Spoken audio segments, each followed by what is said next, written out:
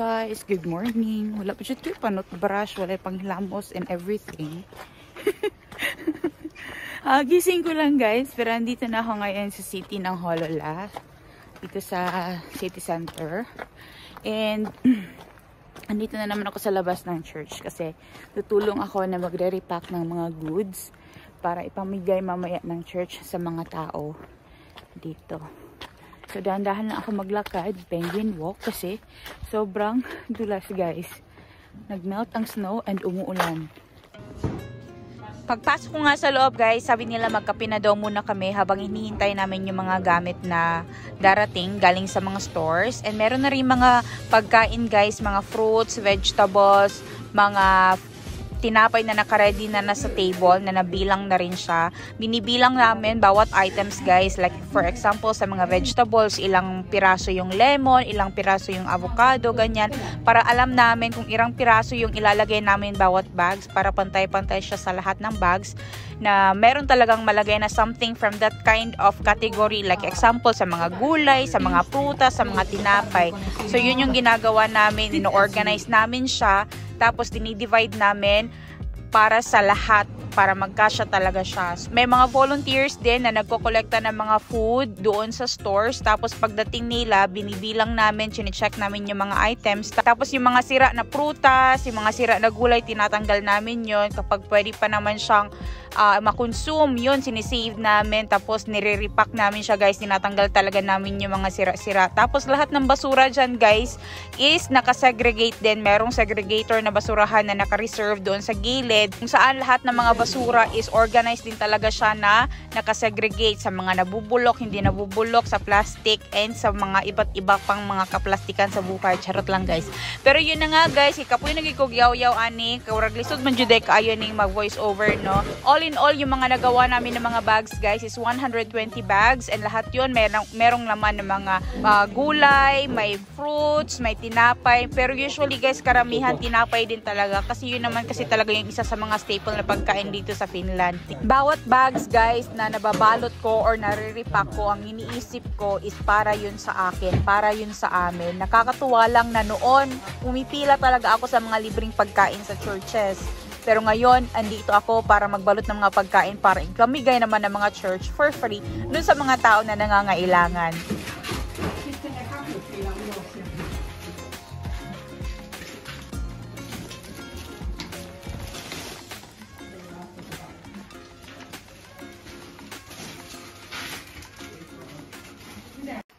Hi guys! Nagkabaguod gid ko.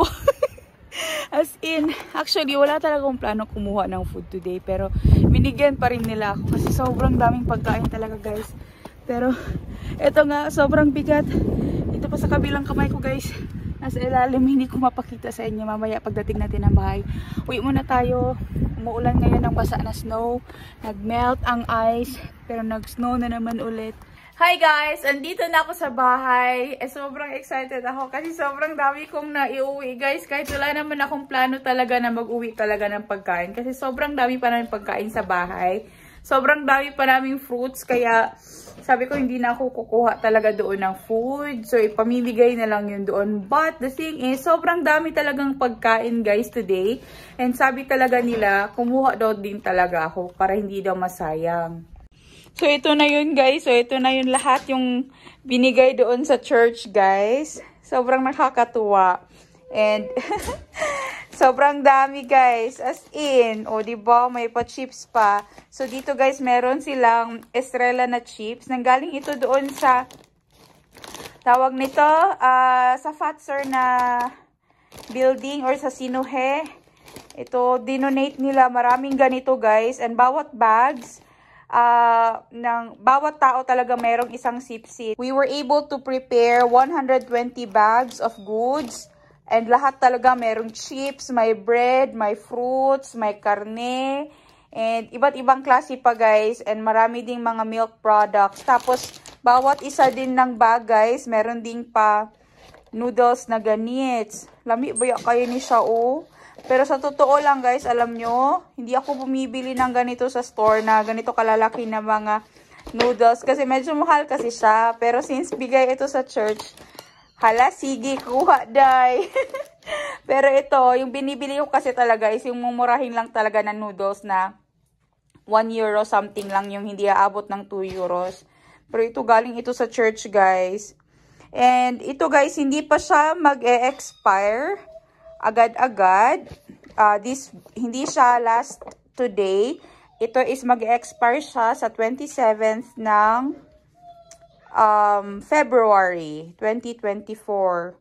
So, hindi pa to expired. And same as itong chips, guys. Kasi donate ito sa church nung Sinohe. Ayan, oh. Sobrang sarap nito. Estrella. Tapos, may mga breads. Yung breads din, guys, hindi din ito expired. Dinonate din ito ng Sinohe. Actually, sa isang bag, ano yan, 12 pieces. Tapos, sinati namin para magkasya siya sa lahat. Kaso, sobra din talaga. Kaya, ganun. Ito, 2 packs ang kinuha ko. Actually, tag 6 pieces siya. Pero yung, hindi pa namin siya binungkag, hindi pa namin siya pinaghiwalay na 6 pieces each. 12 pieces yung bawat bag. So, parang nakakuha na rin talaga ako ng isang bag talaga. Nung isang packaging talaga. Tapos, hindi pa ito expired, guys. Kagagawa lang nito or kakabake lang yan kahapon. And, binigay ito doon sa church for free. Yan o. So, bibili na lang ako ng sausage siguro para sa dinner namin. Tapos, yun ang magiging dinner namin. Mag-hotdogs kami. Tapos, merong blueberries. Ay, hindi pa to blueberries. Vadelma or yung raspberry. Wala pa gina siya daot, guys. As in, dinonate ito ng Co-Market. Tapos, meron ding cherry tomatoes. Ito masarap to pang salad. Yan, cherry tomatoes. Diba? Wapo pa kayo. Wala gid siya daot. Most of the stuff na meron sila doon, guys, is hindi talaga siya pa-expired. But meron din pa-expired na mga goods. Kasi yung mga galing sa stores. But most of them are still very good condition talaga. Tapos itong cheese din, guys, na Italian style. So magluluto ako ngayon ng lunch namin. Di pa ako nakagawa nung plano kong gawin na siomai. So yun na lang gagamitin ko para sa aming pasta. So meron ng pa-cheese. May pasta ako dyan sa ref. May pasta ako dyan sa cabinet, guys. So itong cheese. Tapos yung karne na galing doon sa 10 euro na Haviki. Yun yung gagamitin ko. Tapos ito, guys. Hindi pa rin ito expired, guys. Parang pickled yata siya na onion. Pang salad daw ito, guys. Sabi ko, paano man ito gamitin? Sabi nila, pang salad daw. Or sa tinapay. Ano siya, Italian style siya. Na ano may, sipole, boretane, ambot. Boretane grilled onions. Grilled onions. Yeah, grilled onions siya. Meron yung expiration date dito. Saan ba yun na? Nakita ko yun kanina eh. Ayun. Yan o, mag-expire siya on 11/20/24, 19/2021. So, ito is mag-expire siya ng November 2024 pa. So, kahit hindi ka to gamitin agad-agad, okay pa talaga siya. Pero, andun siya sa church, guys, sa mga Haviki or sa mga dinonate ng church. Kasi, dinonate ito galing din sa mga stores. Ang ganda pa niya, guys. Tapos, ito, guys, ang sobrang daming fruits doon.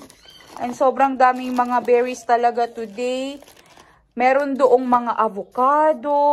Ayan, oh, ito na lang yung mga tira-tirang avocado na hindi namin siya na-pack. Ito na lang din yung mga kinuha ko. Kasi wala talaga akong planong mag-uwi talaga ng fruit. So, kumuha ako ng 5 avocado. Tapos, 2 orange. Yan, oh. Kapapakay sa anti-orange, guys, no? Yan, oh. Napakasulit na pumunta doon. It's for free, guys. Walang bayad kahit 1 euro. Tapos, lemon. Yan, oh, lemon. Yan. Tapos, kumuha din ako doon ng Kaura Yuama Barista. Para ito sa kape, guys. Tapos, may tawag nito, may pabulaklak pa doon. Actually, tatapon na nila ito. Sabi ko, kunin ko na lang kasi ilalagay ko sa mesa namin. Okay pa naman siya. Actually, yung dinala ko pala na bag is ito lang. Hindi ako nag-expect na malalagyan pala to. Meron pa pala dito, guys. Ito pa yung mga kid packs na ginawa namin na merong candies, merong biscuit. Yan oh. Yan, may mga candies dyan. Tapos kumuha din ako ng donuts doon guys. And yan oh, yung buns. Sweet buns. Tapos yung donut na Ustavan Paiva na donut or yung Valentine's Day na donut. Wala, marami din pala akong naiuwi. Akala ko talaga hindi na ako mag-uwi ng food galing doon ba. Sobrang dami kasi namin pagkain sa bahay. Tapos ito oh. Ano ito guys? Marami itong laman. Teka ha. Yung isa sa mga Las Quiays pula or yung shovel bun na malaki. Yan. Meron yan siyang palaman na cream sa loob. Ito pala yung bag guys, galing doon sa ukay-ukay sa church din. Tapos ito yung laman ng candy packs for the kids. Kaso umuulan ngayon, wala masyadong kids doon. So ito na nga. Ito yung laman guys. So 2 candy packs ang bigay sa akin kasi meron daw akong anak. Tapos meron akong 2 bata sa bahay kasi si Nico isip bata din. Ito, meron ditong cookies. Tapos, meron silang patuka. Ang patuka sa atin, guys, pagkain ng manok. Ito sa kanila patuka or stick. Candy ito sa candy na tutti frutti. Yan, 2. Tapos, ito pa, meron pa dito. Ito, candies din ito, guys, na binalot-balot namin para magkasya sa lahat. So, 2 ganyan ang nakuha ko guys. Yan oh, sobrang dami diba? Nakakatuwa lang kasi yung hindi ka mag-expect pero meron ka pa rin talagang naiuwi. And sobrang bigat din yan guys ha. Marami-rami din yung naiuwi ko talaga.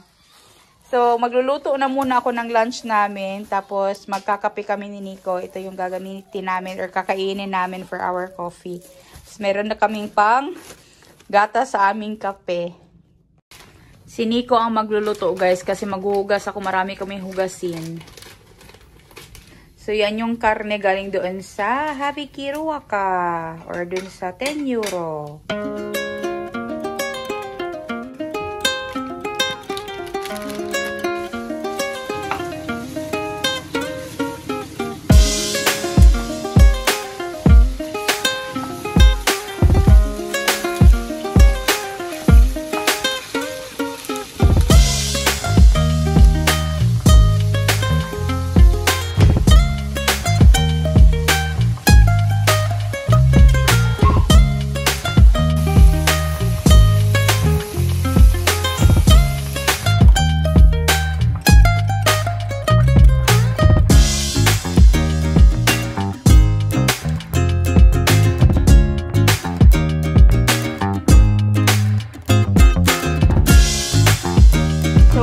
Ginamit namin dyan is yung potatoes, tomate.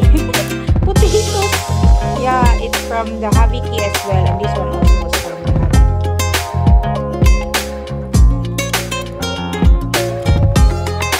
Tignan niya paano magluto si Nico guys. Ang tangkad niya kasi.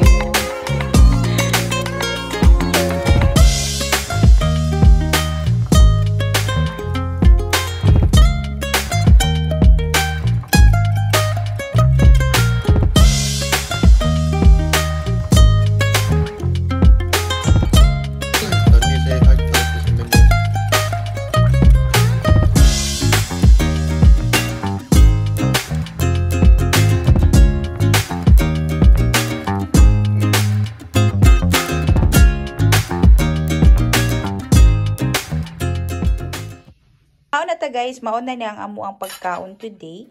Yan ako, makain na si Anika. Is it yummy? In fact.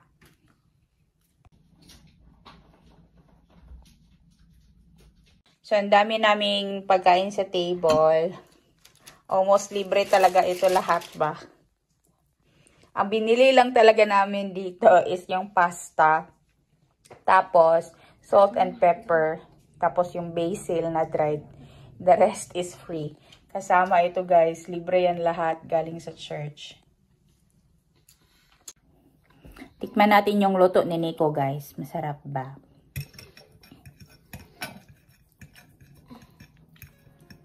Oh my God.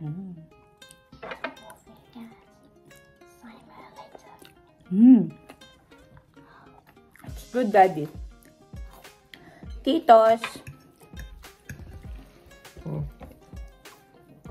Thanks the Lord the food. Ja, Mamin tosta.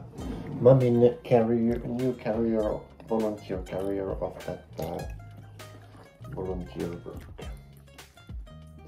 It feels good. Niin, mä ajattelin, että se on aika hyvä. It feels good. To help something without giving something, you know, like money, but you gave your time. It felt good. And I was not expecting today that I'll be able to get food home. I will be able to take home some food.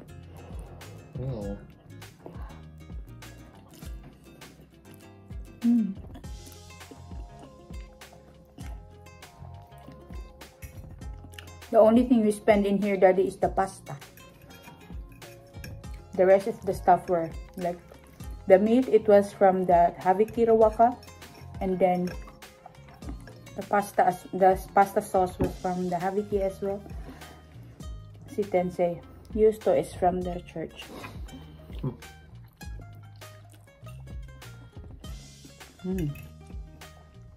Yummy. It's not salty.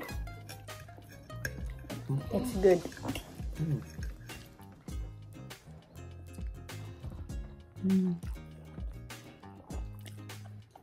It's good, Anika. Diba? Daddy cook the food. Can Daddy cook food? No. No? Daddy was the one who cooked your food now. Later. Later Daddy will cook. Maybe different one. Maybe rabbit. You want rabbit? You want rabbit meat? Yes. Okay.